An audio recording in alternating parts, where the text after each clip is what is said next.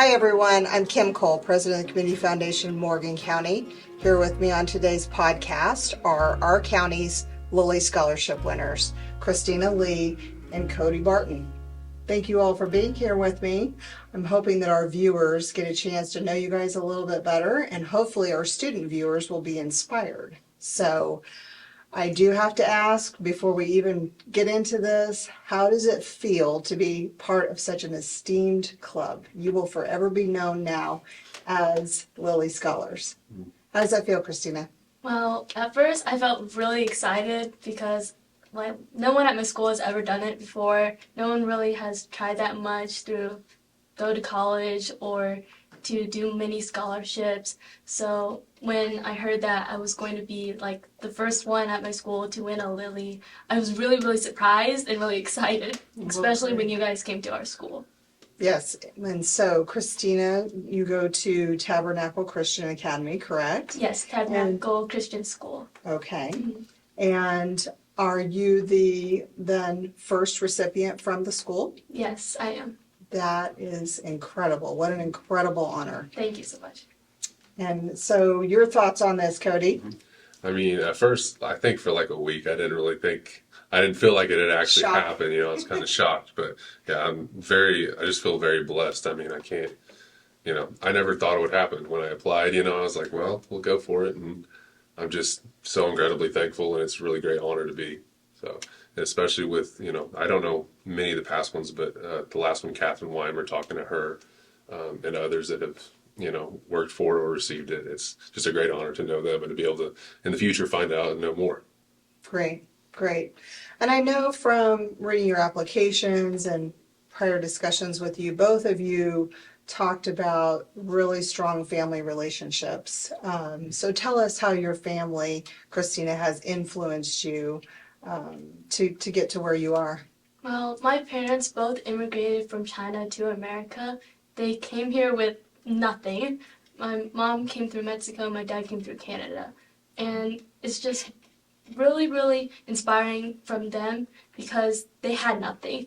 And so when they started the restaurant, for me growing up, I was born here in Martinsville, Indiana, and then I was sent to China because my parents were so busy with the restaurant. And so I was sent to China with my grandparents there before they immigrated. I was doing preschool in China for about a year for preschool, and then I came back because of some family situations that happened, and then I started at Tabernacle. And my parents were really supportive of me getting a godly education to build a good character, because they saw that a lot of people didn't have good manners and things, so they wanted to make sure that I had that foundation. So I remember specifically being at Tabernacle and how all the teachers were really nice. And growing up, they always treated me like one of their kids, like their daughters and things.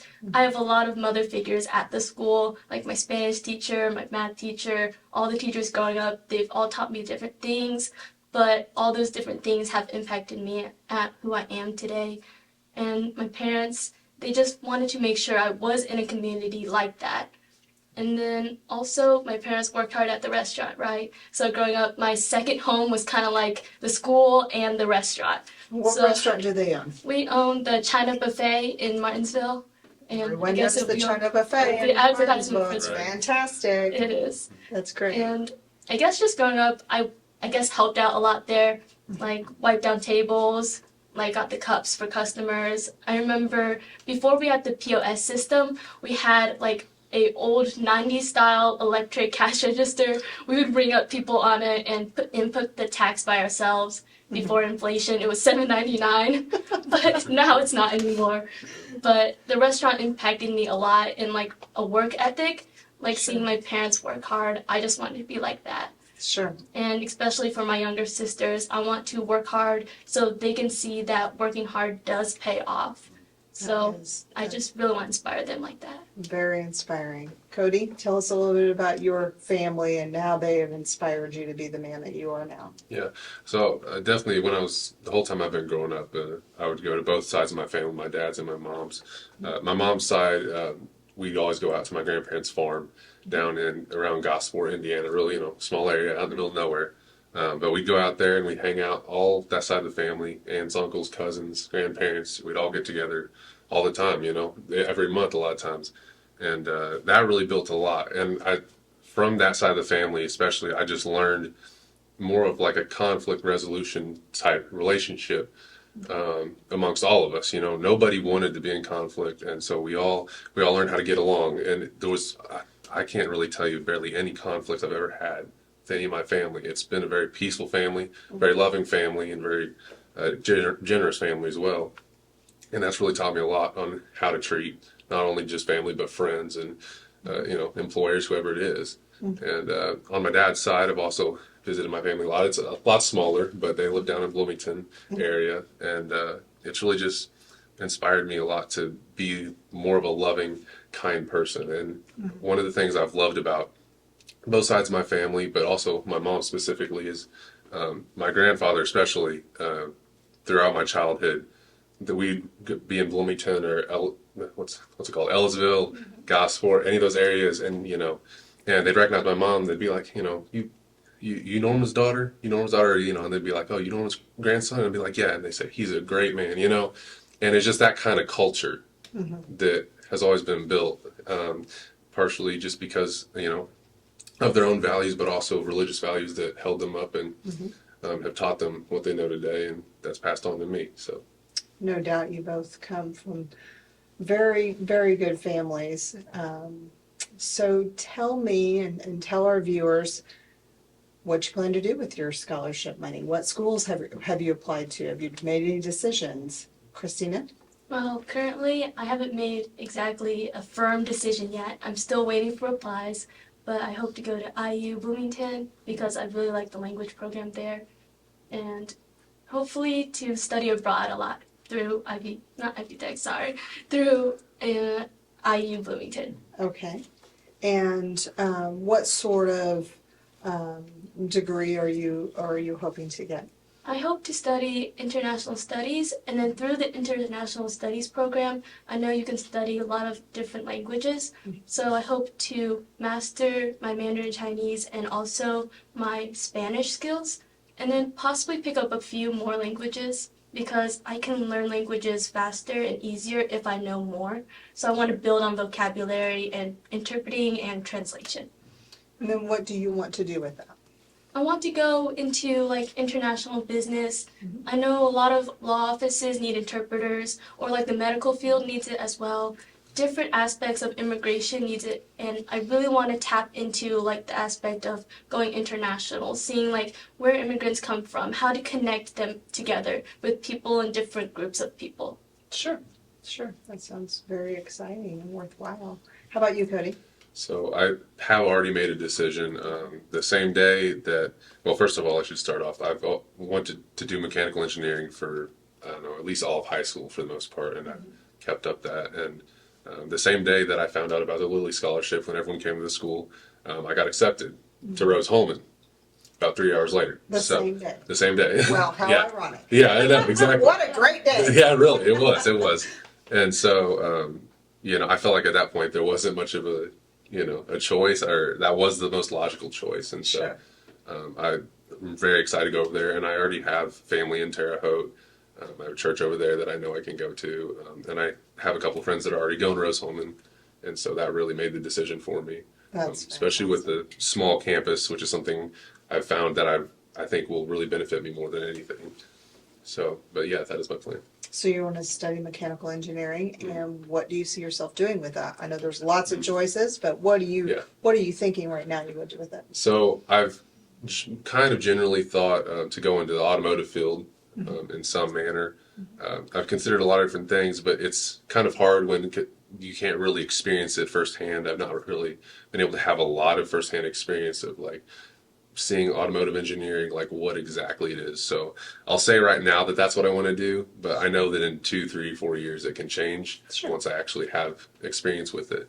And then I also would like to continue after college and in college, hopefully supporting organizations outside of my work, or creating one if I have to help special needs children or adults. And there are a lot of programs across the country that utilize engineers to help special needs, whether it be, cars for toddlers or children or different devices for adults. I mean, there's so many different things that need helped that you can do with that. So I don't know what that is exactly right now, but we'll find out one day when I can have the opportunity to do that. Sure, sure. So both of you obviously have great plans and will go on to do great things. One of the things that, the Lilly Endowment has done to create this scholarship is to hoping that they educate their scholars and they come back to their communities to do something for the community. So have you given any thought to what you might do to give back? Christina? Well, I know for sure I do want to give back to my school. I said it at the interview, but I know my school is small and we don't have as many resources as the public school. And I just want to give specifically back to the teachers and to our language program, because our language program is only one language right now. It's only Spanish, run by our Spanish teacher, who is also the choir director and also the drama director and everything else. And she works so hard. I want to be able to go back to my school, support them in some way. I'm not exactly sure what way, but I just want to go back to my school. Sure. That's understandable, and you will forever be an inspiration to them regardless of what you do for them. And how about for you, Cody? So I plan on hopefully moving back around this area once I'm out of college and have a job. That depends on what I'm able to work. But if we're close enough to Indy, I can work, pretty much anywhere around there and live in this area. So I'd love to come back to Mooresville or the surrounding areas. And I would love to possibly work with the school in whether it be school board or in some capacity. Even just volunteering, at the school to help teach children, help, move on to the Lily's mission, really. And like I said before, most importantly, I'd love to work with, obviously, I guess it will be my alma mater at that point, Rose Holman, to bring programs like the ones I'm talking about to Morgan County, because we don't really have a lot of those. And we don't really have any local colleges other than ones in Indianapolis or Bloomington, And so I'd love to work for something like that. And also, I've been to one Kiwanis meeting before, and I would love to be a part of that as well if I could. I'd love to be a part of that club, really just to, financially help, and as well as come up with great ideas and support others who have great ideas as well. That's sounds like very meaningful work.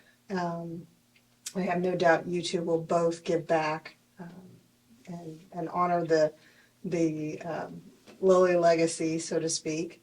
So what parting advice can you give to any student viewers that are watching this and being inspired by you? Christina, what can you tell them to get them to work hard and get to where you are? Well, like you said, we have to work hard, right? First, just take the opportunities you have and then just expand them. Find opportunities, make opportunities, use the opportunities like God's given us to have, and just keep on going. It's like a little step at a time. Sometimes it's really hard to just keep going, and sometimes it's just really hard to even start. But if you just start, if you just try, you never really know. The possibilities are really endless. Very good advice. Very good advice. And Cody, for you? So we're talking about advice to someone. Can you repeat the question a little bit? Sorry. Yeah, any student viewers that we have that might be listening to this and are thinking about their own futures, can you give them a little bit of advice that, that maybe helped you along the way? Yeah, right. I would say just never let failure stop you. Because, it's a really cliche one, but it really has worked, and it, will always be true. It doesn't matter if you fail a test, even if you fail a class, if you're focused on something and if you're motivated to accomplish something, whether it's for yourself, for others, for the community, you can accomplish it. And there's always going to be people around you that can help. And just, you got to look for those people, even if they don't come to you. There's always going to be somebody that you can connect with, especially around here, like at Mooresville. There's plenty of people. And just look for those connections and always be motivated. Well, thank you very much. You both have inspired and motivated me, and I'm sure our viewers too. Thank you again.